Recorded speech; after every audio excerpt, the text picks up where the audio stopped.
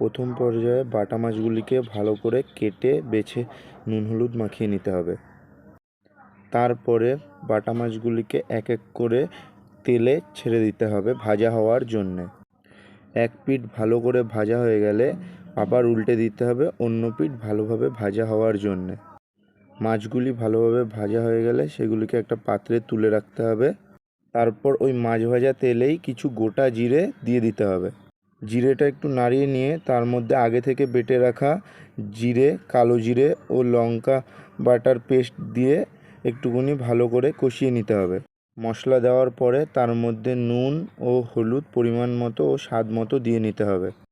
মশলাটা ভালোভাবে কষানো হয়ে গেলে তার মধ্যে পরিমাণ মতো জল দিয়ে দিতে হবে।